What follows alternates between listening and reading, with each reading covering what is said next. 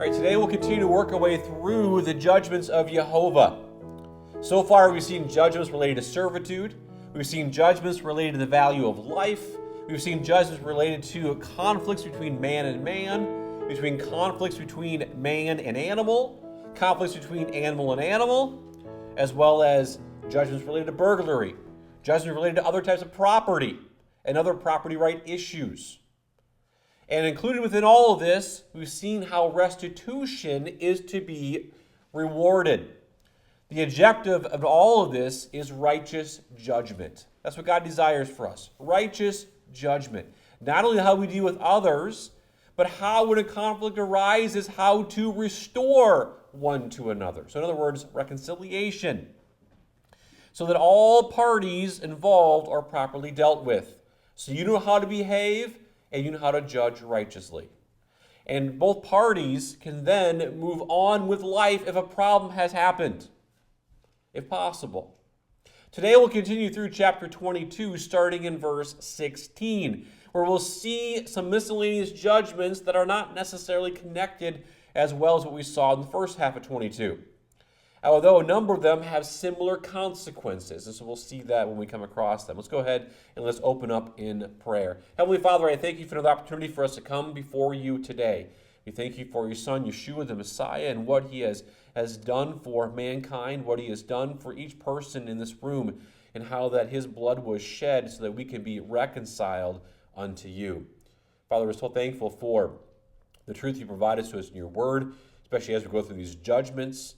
Father, I pray that you help us to understand how these are applicable in our lives. Father, I pray too that as we put our focus on these, that we see how your goodness and your mercy is demonstrated in many aspects, including how we are to deal with one and another. Father, I pray you bless our efforts here today. I pray all this in Yeshua's name. Amen. All right, starting with verse 16 today of chapter 22. So verse 16, it says here, "And if a man entice a maid that is not betrothed, and lie with her, he shall surely endow her to be his wife." So here we see a situation where a man and a woman commit fornication. Adultery is when one of the participants is in a consummated marriage. Here, neither are married, so you don't have adultery here. Now remember, under Old Testament patterns, a man and a wife were considered contractually married once they become betrothed. It means they've entered into a contract. But the marriage is not yet consummated. The two have not come together. But here, a man entices a maid or a lady or a young woman that is not betrothed. In other words, there's been no contract that's been established. The word entice is the Hebrew word patha, and it means to persuade or to flatter, to allure someone, to seduce someone, or potentially even to deceive them. And when you see the word entice, you can kind of see how a lot of that is wrapped up into that word that we have in English. This word is in the PL form, which means there's an intensity involved. Almost like there's an intent. In other words, this is referring to a man saying things. This is referring to a man doing things to another woman to get the woman to the point of where she'll lie with him. And you consider with the scenario that's going on here, things haven't changed. It happened back in Old Testament times. It happens even today. Where men will do things, men will say things to get a woman convinced that he loves her, and her way of demonstrating that mutual love is being willing to go in the bed with him. So here's a warning. Be careful, young ladies that are here. There are many boys, there are many young men, there are many men out there that say many things to impress a girl.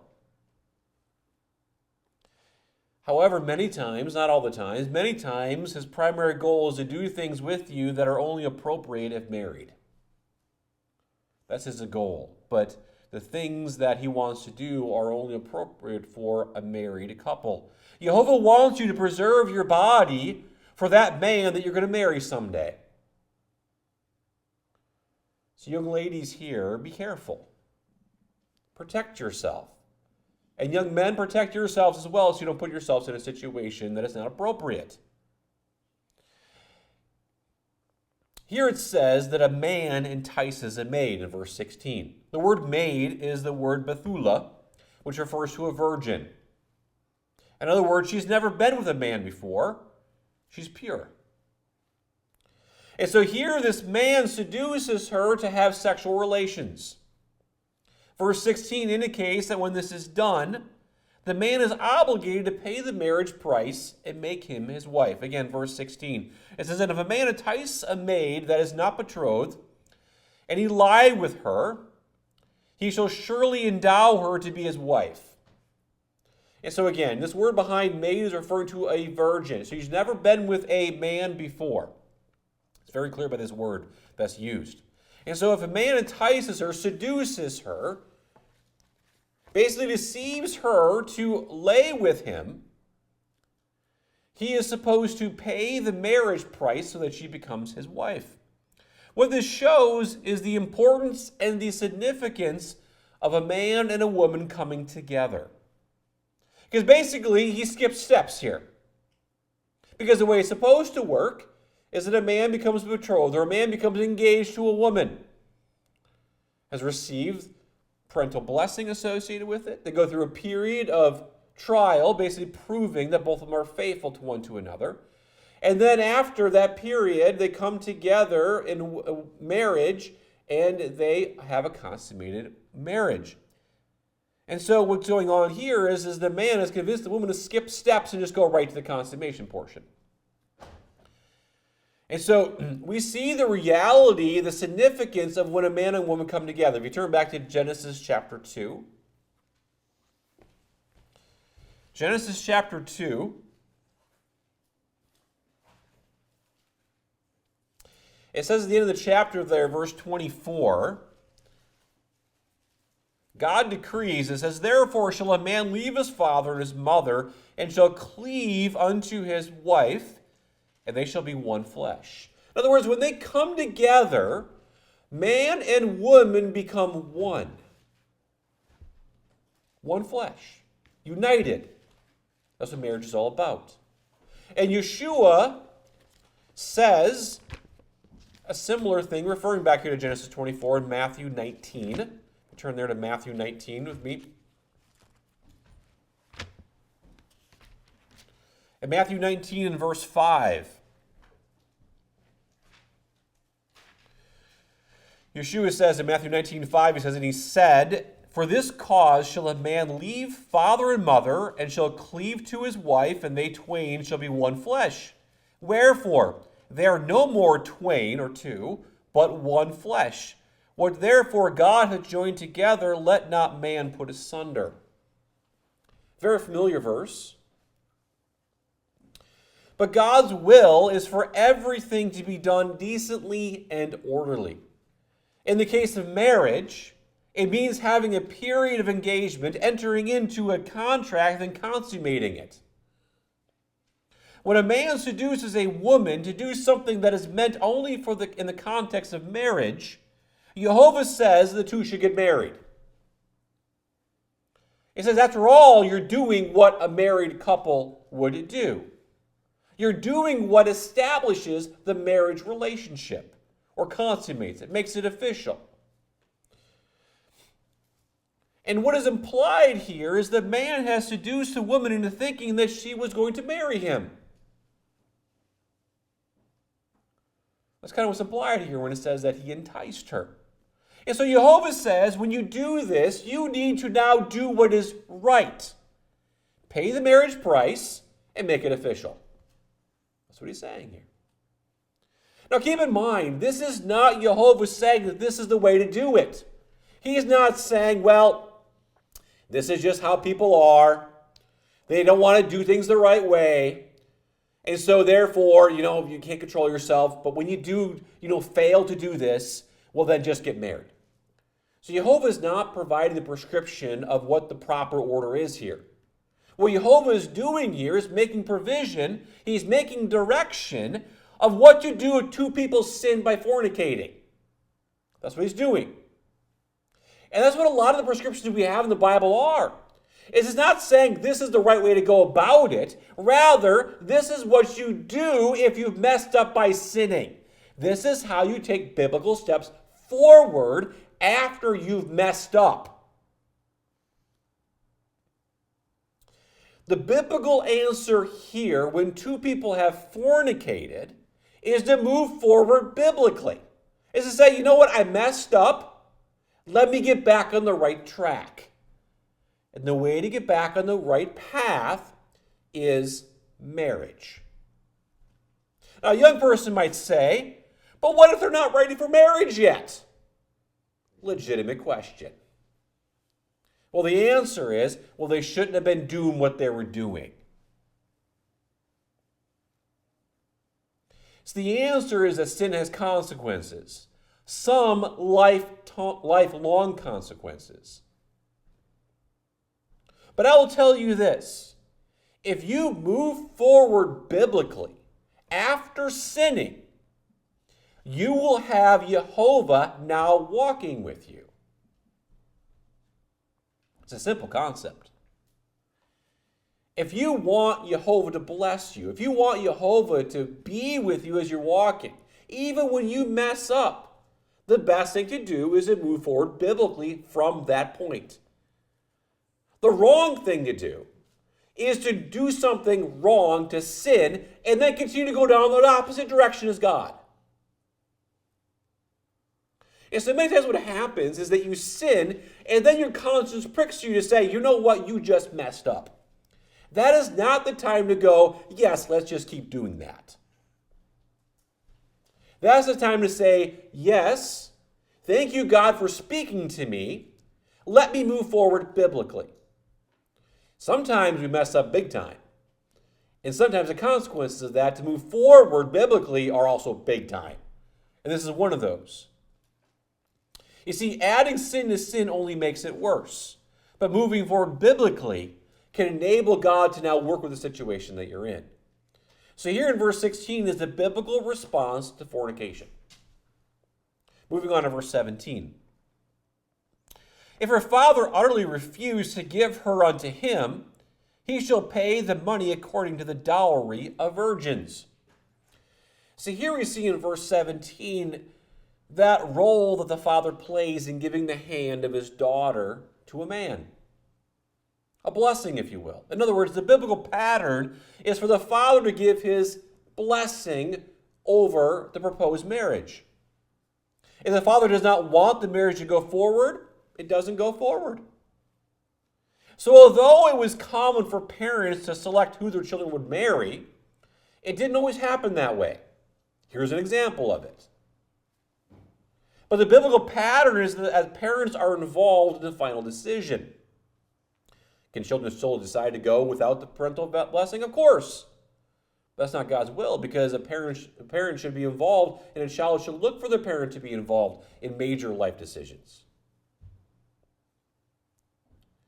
So here we see that the woman's father does not think that it's a good idea for this man to marry his daughter.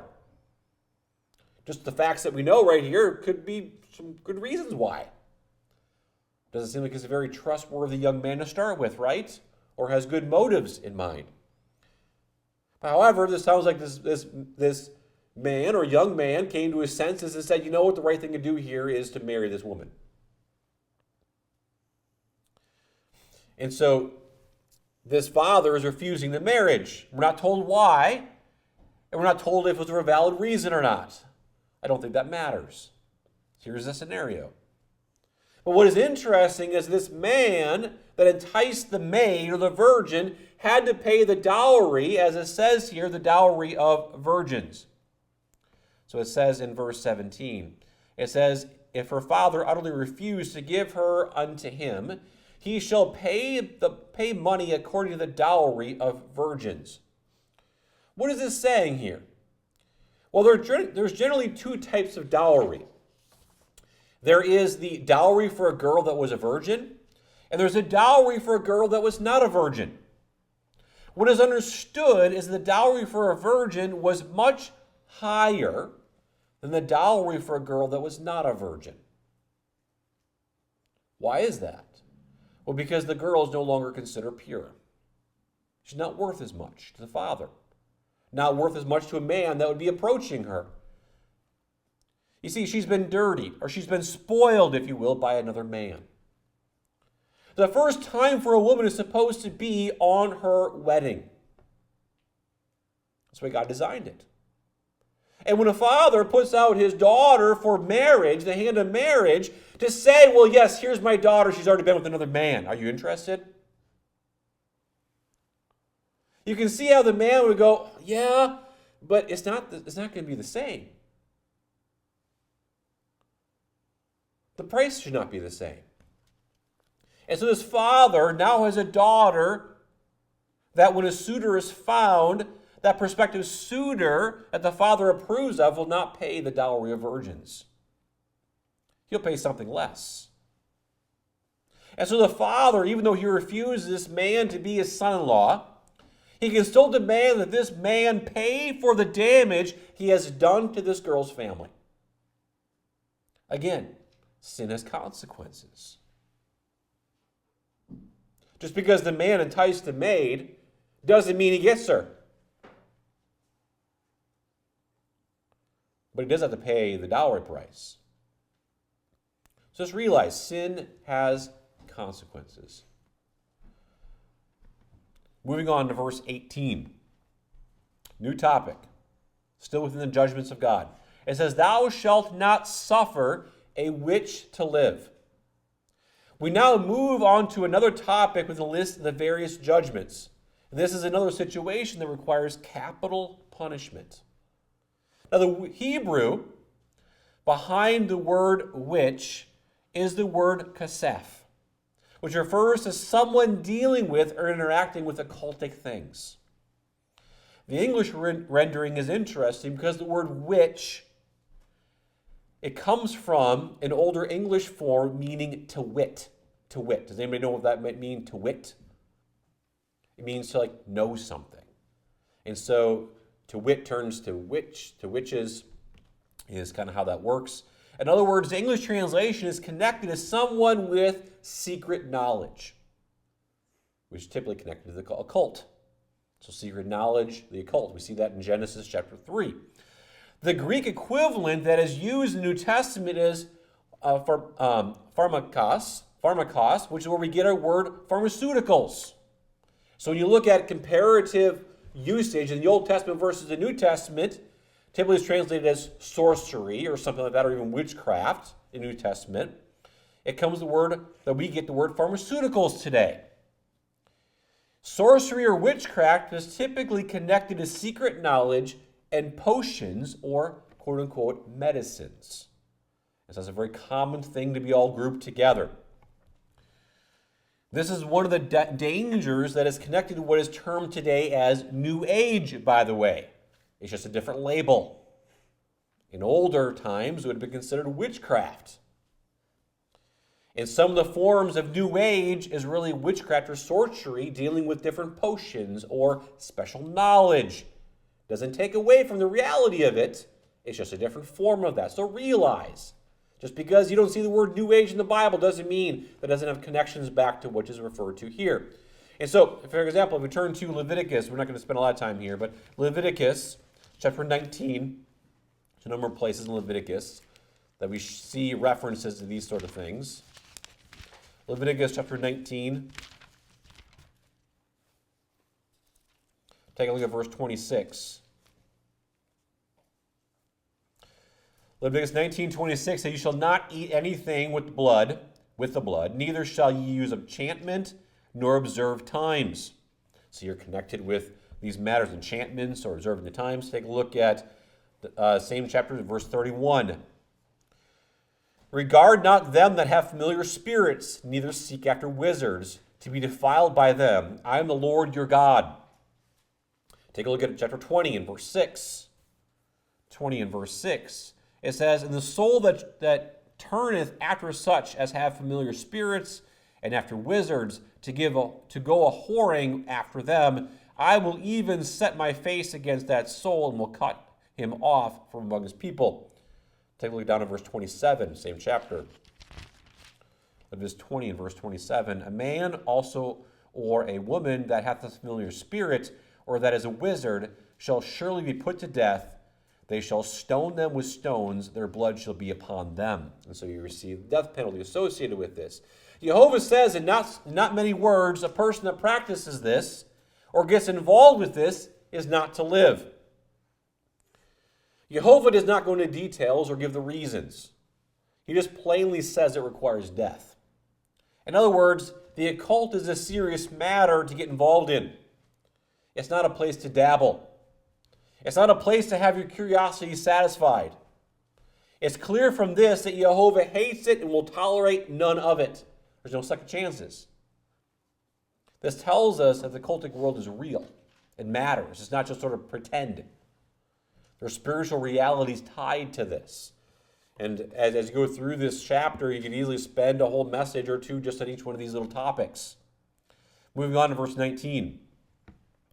Whosoever lieth with a beast shall surely be put to death. We find a second judgment that immediately calls for the death penalty. Here is bestiality. Bestiality is when a man or a woman does with an animal that which is to only be done with the opposite gender in the context of a marriage relationship. Again, sexual relations are only to be between a husband and a wife. Here there's an animal involved. It's complete disorder. This is not what God created animals for. According to Yehovah, there is no biblical path forward for a person that does this. They have defiled creation, or they defiled life as it was intended, and therefore to be put to death. It's important to see the things that Yehovah requires the death penalty for. So far, we've seen murder, taking someone's life, including the unborn. We've seen that already. We've seen witchcraft. We've seen now bestiality. All in the same category. Requires death. There's no debate. Moving on to verse 20. He that sacrificeth unto any god, save unto the Lord only, he shall be utterly destroyed. Hopefully now you're starting to see some of these English words and going, I wonder if the Hebrew is behind that. But here we see some of the sacrifices unto any god, save, or the word save means except, unto the Lord, Yehovah only, he shall be utterly destroyed. Another offensive act that Yehovah requires capital punishment for is for sacrificing to any other god. Here we see the word sacrificeth, but really it relates to any worship at all. Any worship directed towards anyone other than Yehovah is what is in focus here. And we know that, for example, if you turn to Deuteronomy chapter 17. So don't think that it only matters if you sacrifice an animal. Deuteronomy 17, the goal here is not to do a word study or looking where this stuff shows up in different scriptures, except to the extent of just kind of making sure we're grounded enough to understand what's being said here among Exodus 22. Deuteronomy 17 and verse 2. It says, If there be found among you within any of thy gates, which the Lord thy God giveth thee, man or woman, that hath wrought wickedness in the sight of the Lord thy God, in transgressing his covenant, and hath gone and served other gods, and worship them, either the sun or moon, or any of the hosts of heaven, which I have not commanded. And it be told thee, and thou hast heard of it, and inquired diligently, and behold, it be true, and the thing certain that such abomination is wrought in Israel, then shalt thou bring forth that man or that woman, which hath committed that wicked thing unto thy gates, even the man or that woman, and shall stone them with stones till they die. And so here is very clear from Deuteronomy 17 that it's not just about sacrificing to a lowercase g God, but any type of worship that is directed towards someone or something other than Yehovah demands, as it says in Exodus 22, he shall be destroyed. Clarified here in the context, not surprising, stoning. So God is very serious about not sharing worship with other gods. And so remember the context here, though. This is important. Israel has entered into covenant with Yehovah. This is not decreeing that Israel is to go out and to seek others, non-Israelites, non-Hebrews, that worship false gods and go kill them. To basically go on a crusade, if you will. That's not what God is saying here. He's saying in the context of the covenant that you entered into, you should not be surprised that I demand the death penalty for worshiping another god. So what this is saying is within the nation of Israel, who has been redeemed by Yehovah, whom they have agreed to serve, the consequence for redirecting their worship to anyone other than Yehovah requires death. I don't think this is difficult to understand within the context of the covenant. But realize this is one of the lists of things that offends God so bad that it requires capital punishment. Moving on to verse 21. Thou shalt neither vex a stranger, nor oppress him, for ye were strangers in the land of Egypt. Now we move on to yet another judgment that is different than the preceding. Here it's dealing with not vexing or not oppressing a stranger. Now, the word vex means to oppress. There's some overlap here. But it really is in the idea of treating violently or doing wrong or mistreating someone. The word oppress here, this Hebrew word, different Hebrew word, means to press or to squeeze. To press or to squeeze. Our language would be something along the lines of discriminating or persecuting.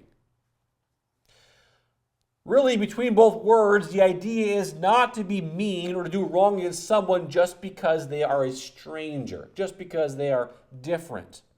Now, the word stranger is the Hebrew word ger, and it's translated as sojourner elsewhere. In other words, this is referring to someone that is a foreigner or is not a Hebrew, not an Israelite. It's very common to treat someone that is different or is a stranger to you in a suspicious and many times in an unkind way.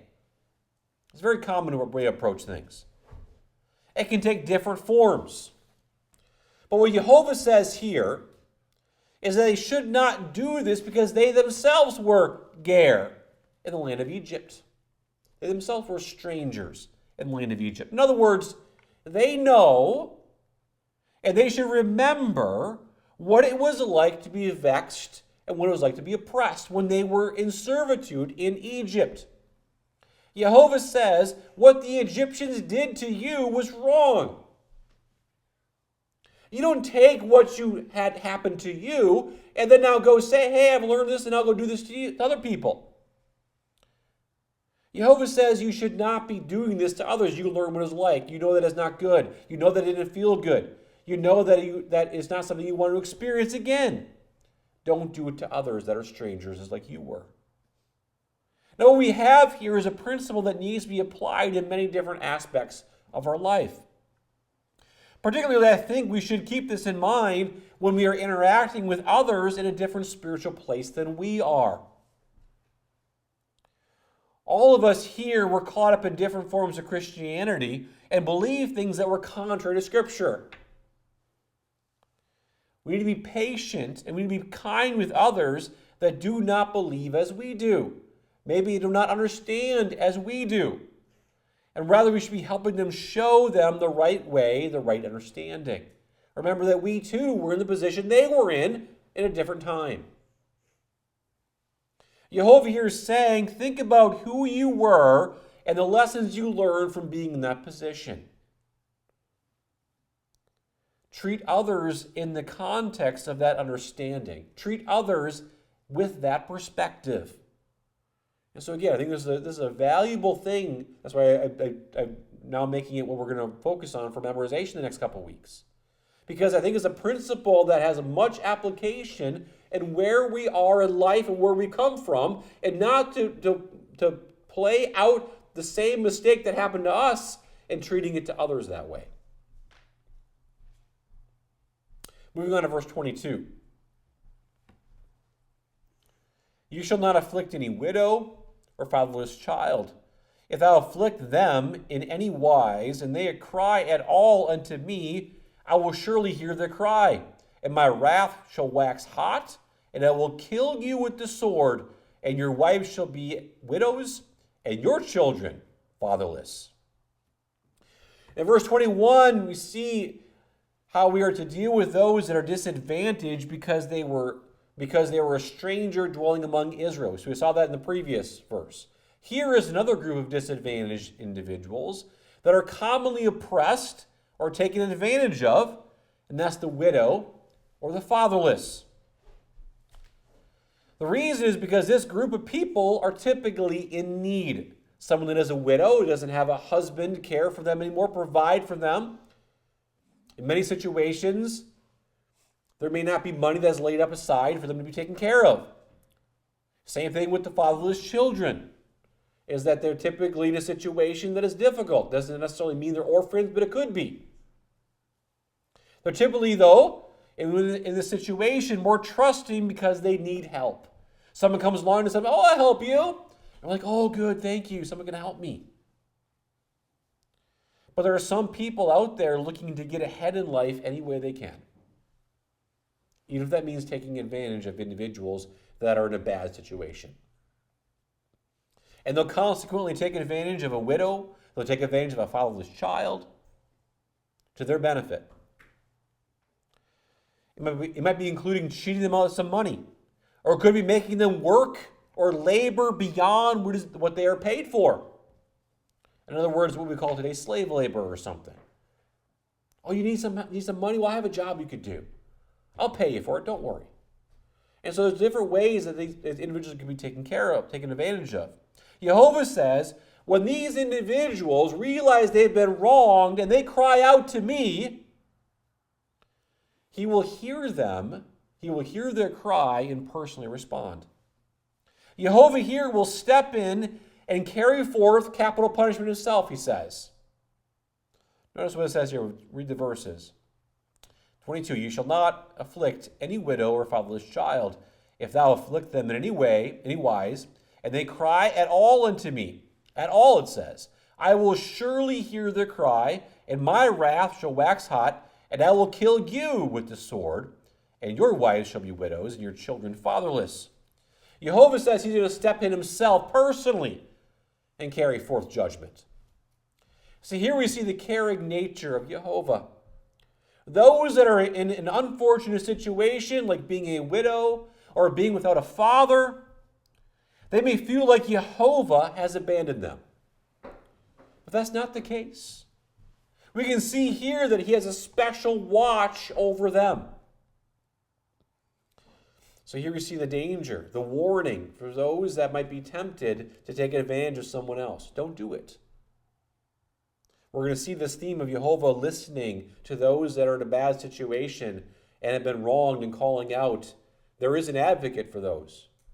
God the Father himself will be that advocate and will intervene on that person's behalf. Moving on to verse 25. "If thou lend money to any of my people that is poor by thee, thou shalt not be to him as a usurer, neither shalt thou lay upon him usury." So being a usurer is what's referred to as being like a lender. Usury is what is referred to as interest. So in other words, you're letting someone use your money, use your things, and in consequence to that, charging interest. Now, before we interpret verse 25, it'd be good to first take a look at Deuteronomy 23. So hold your spot there and take a look at Deuteronomy 23.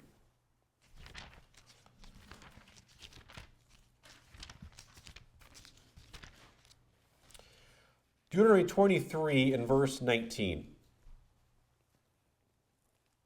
Let me read these two verses to start with. Deuteronomy 23 and verse 19. "Thou shalt not lend upon usury to thy brother, usury of money, usury of victuals, usury of anything that is lent upon usury. Unto a stranger thou mayest lend upon usury, but unto thy brother thou shalt not lend upon usury, that the Lord thy God may bless thee in all that thou settest thine hand to in the land whither thou goest to possess it." And so here, Here we see the instruction that it was okay to lend and to charge interest to a foreigner, but not to a fellow Hebrew. Now, what is typically understood is that the instruction relates to an individual that needs money. So when we're in Deuteronomy 23, or we're in other places here dealing with usury, it's referring to an individual that needs money. You might be saying, well, duh, that's why they're lending or borrowing money, right? Because they need money. Well, the answer is there's a difference between borrowing money because you have to versus you want to. You see, some people lend money or borrow money because they just rather use the bank's money or somebody else's money to do some business deal or whatever it might be. Or maybe they just want some money to get something that they just want, not something they need. So, for example, someone may have a car. The car works perfectly fine. It's just old, but they want a nicer car.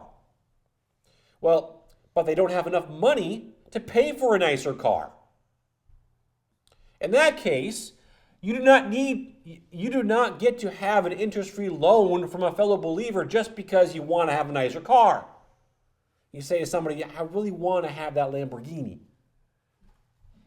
You mind giving me an interest-free loan for that? A couple $100,000? You okay with that? And you'd be like, well, yeah, I guess you're my brother, interest-free loan. No, that's not what this is talking about here. However, if you need to borrow money to get your current car up and running because you don't have enough money to do so, that would be a situation where money might be lent. And if so, if it was with a brother, a fellow believer, no interest should be charged in that situation. You see, there's a difference between those two scenarios. The money would be just repaid without interest.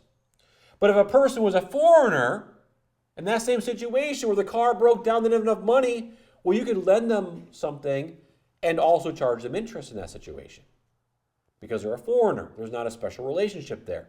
Now back to Exodus 22. That's what commonly is understood this kind of situation for Deuteronomy 23. Now Exodus 22. Here, this is a situation where someone lends a fellow Hebrew some money because of a need. Let me read the verse again here. Verse 25. If thou lend money to any of my people that is poor by thee, thou shalt not be to him as a usurer, neither shalt thou lay upon him usury. So here's a situation where someone lends a fellow Hebrew some money because that person's in need. They need money. Not because of a want, because of a need here. However, it comes to pass that this person either becomes poor while the loan is outstanding, or it comes to the attention of the lender that this person with the loan is poor. In other words, this person with the loan is not just in a tough situation where they need the loan to get through a tough stretch. They just plain don't have any money, is what this is saying. Maybe they got seriously injured, or their husband died, or a storm wiped out their crops, or a disease killed all their animals after they took a loan out. And their situation went from bad or very bad to impossible. Yehovah's judgment says, in this case, the lender is no longer to act as a usurer. In other words, this lender is no longer to act as a lender. Said another way, the loan is forgiven and the debt is released. So if you have a loan with someone that is a brother, and they turn out to get in a situation where they are poor, you no longer have the ability to act as a usurer. The loan's forgiven. The debt's released. The lender is to show mercy upon the individual that is poor and basically help them in this terrible situation. Now, in addition to not being a usurer or a lender, they are not to lay upon him usury. In other words, he is not to charge interest. You might be saying, well, I thought you said you can't be a lender. Well, think about this scenario. You give a loan out to a person, you now find out they are about poor and they have no means to pay you back whatsoever. You don't say, okay, the debt's forgiven, you just need to pay the interest. So I'll give you the lesser of two. So I won't charge you the X amount, I'll just charge you the little bit of the bite that's taken off of it. So God says you're not able to turn it from a lending situation into a usury situation where you can't get the principal back, but you just can't take some interest. So you can't do that either. It should be complete loan forgiveness. You cannot swap principal payments for interest-only payments. So that's what this is saying right here. So the language here is a little bit different, but on the English, but the Hebrew is different there between usurer and usury. So that's what that is saying. Moving on to verse 26.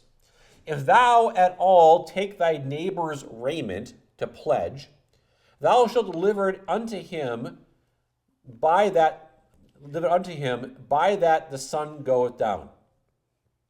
So what we have here, and in verse 27 as well, for that is his covering only, it is his raiment for his skin, wherein shall he sleep?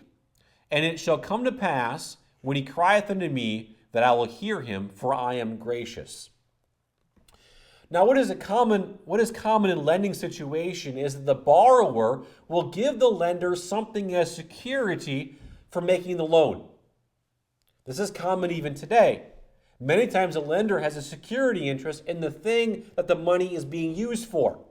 So, for example, if you get a loan for a vehicle, well, the security for the loan against the loan is the vehicle itself. So in other words, the one that lends says, okay, if something happens, I get the car. So it's a security interest. If the borrower cannot pay the loan, the lender can take the car and sell it to pay off the loan. And if there's any money left over, well, then the person that borrowed the money would get to take the rest of the money back. In some cases, the security or pledge, which is the same idea, might be a different asset or a different thing. So, for example, you might take a loan on a car, but no, I'm not going to give you a security interest in the car. I'll give you a security interest in something else. I'll give you a pledge of something else. You can hold on to something else in the meantime. The lender would then hold on to this thing, would hold on to this pledge until the loan was repaid. So you can think about it, for example, if you got money to go buy some crops or something like that, well, the lender might say, wait a second, I'm not gonna hold your crops. It might be worth nothing. I don't want that. Give me something of value that I can actually hold on to. And so that's what a pledge is. And once the loan is repaid, well, the pledge is returned back to the borrower. Now you can see here how this might be even more important in a situation where there's no interest being charged. You might be going, wait a second, you're getting interest for your loan? Well, I want to hold something to make sure you're going to pay me back. And so that's not charging interest. It's holding something to make sure that the person pays you back what they borrowed from you. Now, in these verses here, in verses 26 to 27, the borrower, all he has to pledge, all he has to give us a security is his raiment or a jacket.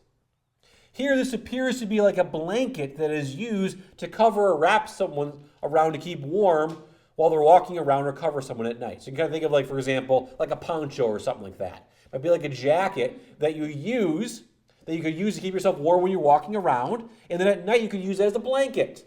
That's what this raiment word has an idea of. It's like a garment, like a blanket that you might wear or wrap yourself around. So ladies do that today a lot. They'll walk around in a blanket around the house if they're cold. But they'll use that same blanket to keep themselves warm at night, right? So same kind of idea here. And so in the verses here, that's what's being described here. For one that is very poor, this might be the very same thing used for both. They might be using that raiment that they cover themselves to keep warm in the day is the same thing they're using to keep warm specifically at nighttime. Yehovah says, if a person is forced to use their blanket as the pledge, well, then you as the lender need to return that to them in the evening so they can use it because they need it.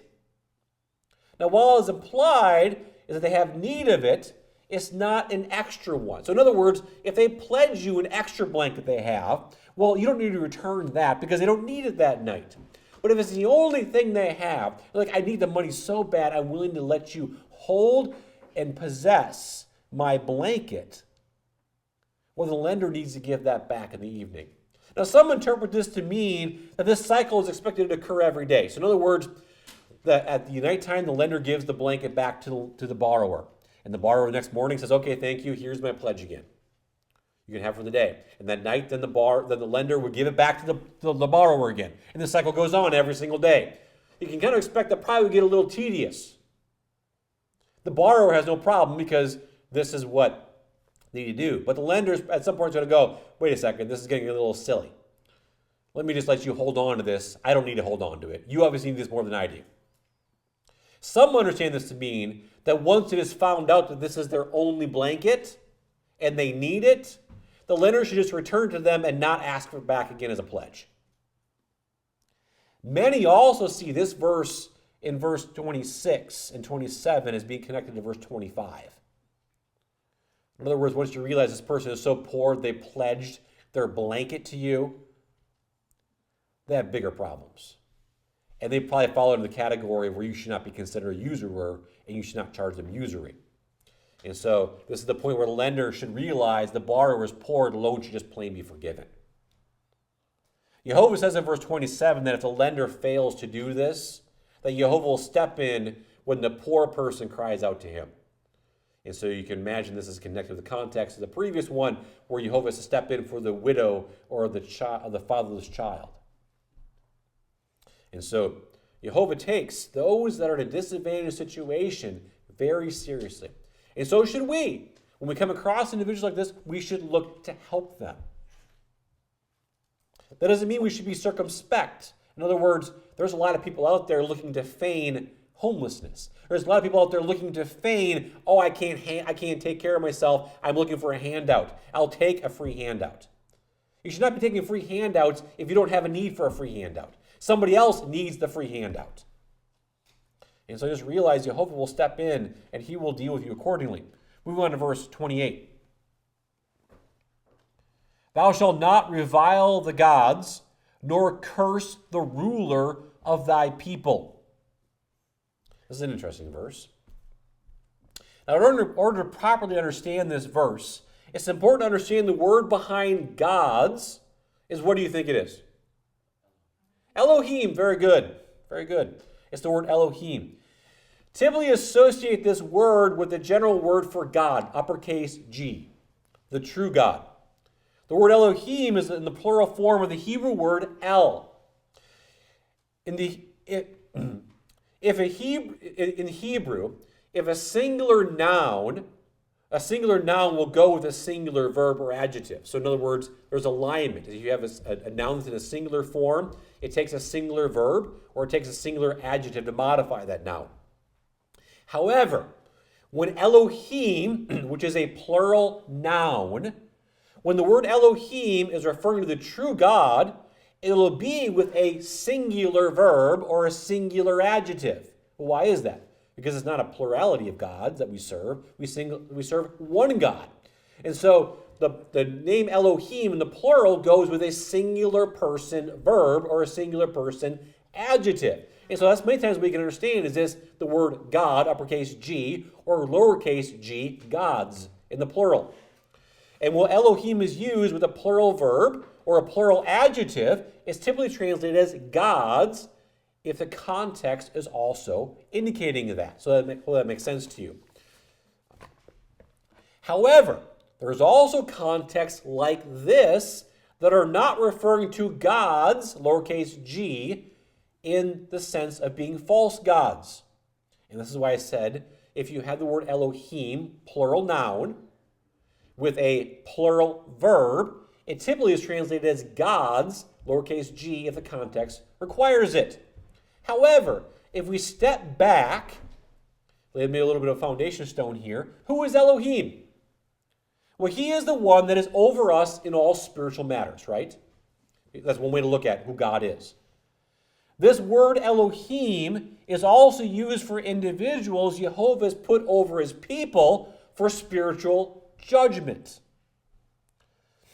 For example, we already see this back in verse 9. So Exodus 22 in verse 9. I didn't point it out here. I didn't want to get into it back here. In verse 9, it says, for all manner of trespass, whether it be for ox, for ass, for sheep, for raiment, or for any manner of lost things, which another challengeth to be his, the cause of both parties shall come before Elohim, and whom Elohim shall condemn, he shall pay double unto his neighbor. The word behind judges here is Elohim. But the translators translated this as judges as opposed to lowercase g gods, because you don't go to the false gods to judge a matter. What you go before are the judges, the individuals that God has set up over the people to judge in spiritual matters. Now, it's not translated as mishpatim or mishpat judges, because these are spiritual matters. These are things decreed by God that he wants judged appropriately. So here's an example where you've got to be careful where you take a word, because context sometimes demands a different type of a translation. And here, when you go back to our verse, when we are in 28, it says here, thou shalt not revile the gods, or here I would say a translation that would be better in our ears and understanding would be judges. Shall not revile the judges, nor curse the ruler of thy people. You see here how this goes, the word judges goes much better with the word ruler, someone that's in charge of you.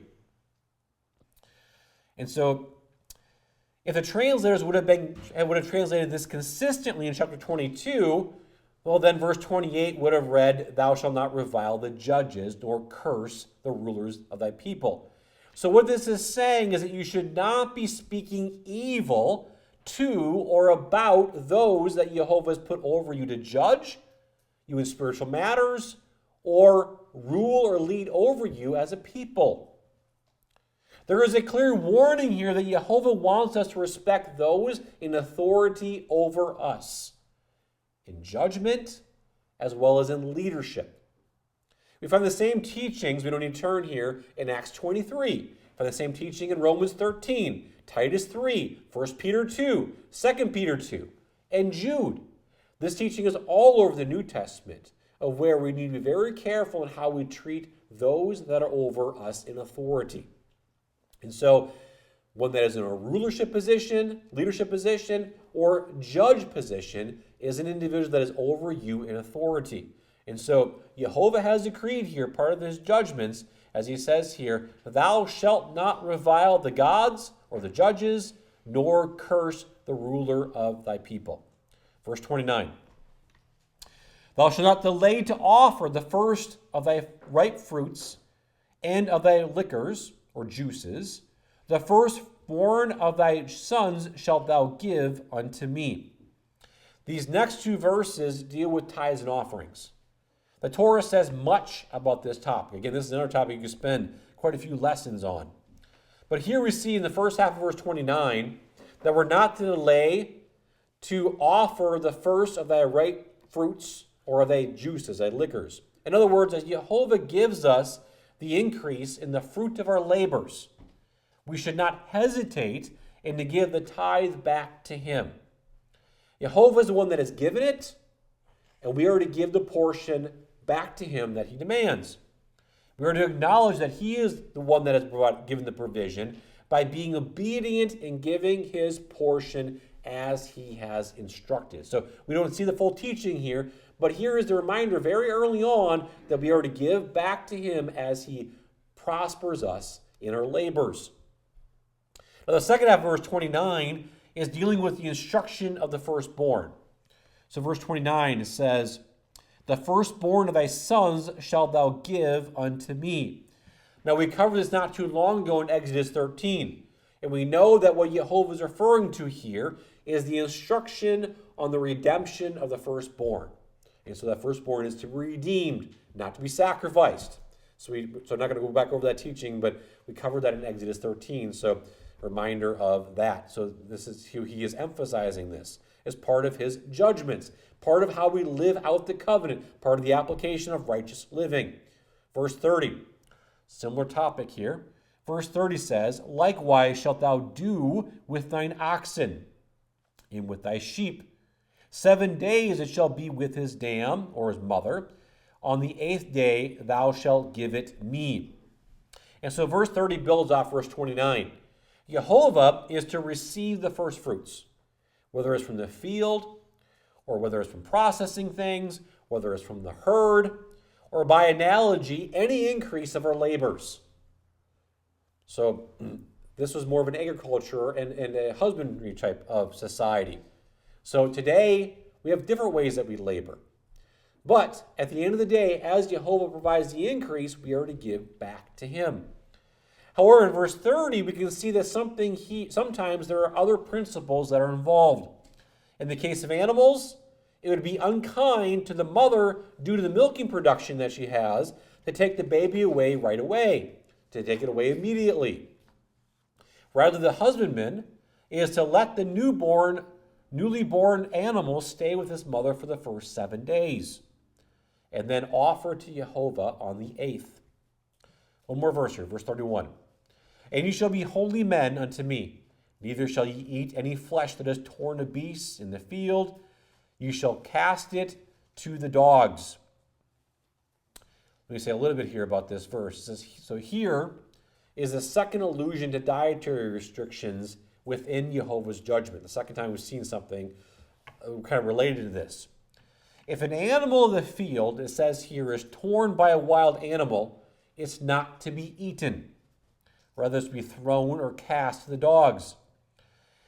So it's not to be given to any other animals. Rather, it's to be given to an unclean animal to eat. It's not suitable for man to eat, even if it's a clean animal that is torn. Now, I think that it's easy to understand because the animal that is likely to have been infected with something because it's been torn by a wild animal. However, something that's interesting is how this verse starts off. It says in verse 31, and ye shall be holy men unto me. And then it goes on to say, neither shalt thou eat any flesh that is torn of beasts in the field, ye shall cast it to the dogs. So it starts off with, ye shall be holy men unto me. Now, many take this as just a very general statement of Yehovah's expectation that his people should be holy or set apart or sanctified to him and his ways. And that's just in the middle, and this applies to everything. However, that word that follows the phrase, the word neither, is interesting. It's not translated, it is translated, it is a translated form that's not a conjunctive wow, but rather a disjunctive wow. So not a conjunctive, but a disjunctive. In other words, the wow is connected to a noun rather than a verb. And so usually when it is connected to a verb, it usually has this consecutive idea associated with it. And this happened, then this happened type of thing. But here it's a disjunctive. So one of the things that a disjunctive typically does is provide insight into a statement that was just made. In other words, here's a truth, here's a deeper understanding of that truth. And so that's one of the things a disjunctive does. So what this verse is saying is that Yehovah expects his people to be holy unto him by following proper dietary instructions. That's what this verse is saying. The Hebrew syntax brings that out.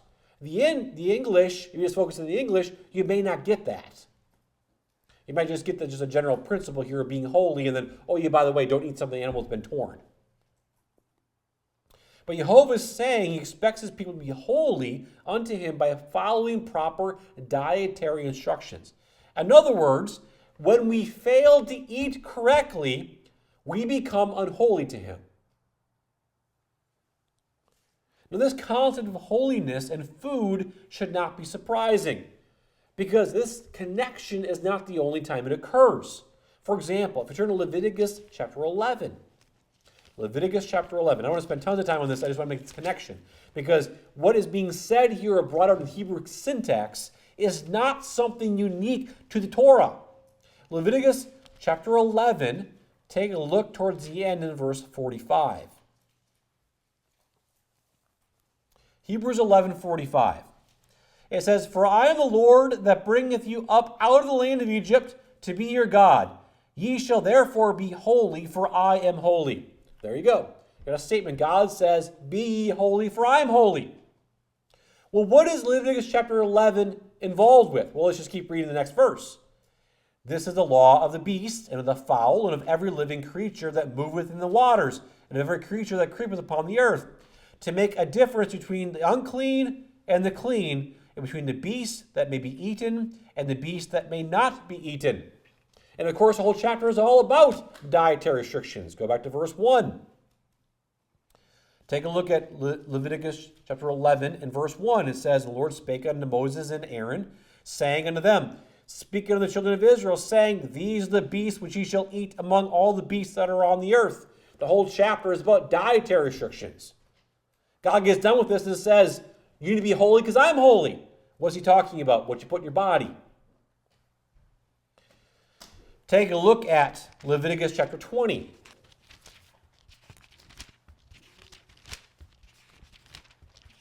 We focused on that several years ago. Leviticus chapter 20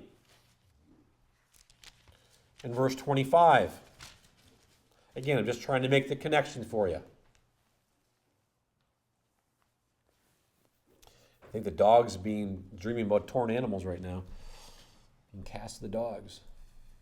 All right, Leviticus 20 and verse 25. "You shall therefore put difference between clean beasts and unclean, and between unclean fowls and clean. And ye shall not make your souls abominable by beasts, or by fowl, by any manner of living thing that creepeth on the ground, which I have separated from you as unclean. And ye shall be holy unto me, for I the Lord am holy, and have served you severed you from other people, that ye should be mine." So again, in verse 26, he talks about how we're supposed to be holy, following on the heels of verse 25, dealing with dietary restrictions. Clean and unclean. One more place. As if that's not enough, take a look at Deuteronomy chapter 14. This is in Exodus 22. It is not some sort of offhanded comment or connection to make wrongly. That holiness is connected to what you eat. Deuteronomy chapter 14 and verse 2. "For thou art a holy people unto the Lord thy God, and the Lord hath chosen thee to be a peculiar people unto himself, above all the nations that are upon the earth. Thou shalt not eat any abominable thing." And what's chapter 14 about? Dietary restrictions again. It's a second large section of the Torah dealing with how God has sanctified food according to his word. So it's referred to in 1 Timothy 4, by the way, when it says we are to eat things that have been sanctified by the word of God.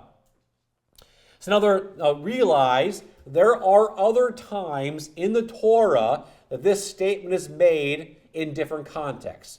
"Be ye holy, for I am holy." So I'm not saying that the only time the phrase appears is in the context of dietary restrictions. It does appear in other contexts of obeying God's commandments. But, including our passage in Exodus 22, there are at least 4 passages in the Torah, 4, which connects Jehovah's expectation for us to be holy and how he connects it directly to what we eat. In other words, it matters what we put in our body. And I would argue this goes beyond food. Yehovah cares about what goes into your body. It would include vaccines. It includes medicines. It includes drugs. It includes alcohol. It includes smoking. You put something in your body that doesn't belong in your body, it makes you unholy. Putting bad things into us is contradictory to being holy unto Yehovah. As 1 Corinthians 3 states, our bodies are the temples of the Holy Spirit. Yehovah cares about what goes into our bodies. And so, that concludes the judgments as laid out in Exodus 22. We'll continue on next week in Exodus 23, more judgments to follow. And so, a lot of things to digest there, to consider. And hopefully some of these things are already things you understood. Maybe some things help clarify some principles as well. Let's go ahead and let's pray. Heavenly Father,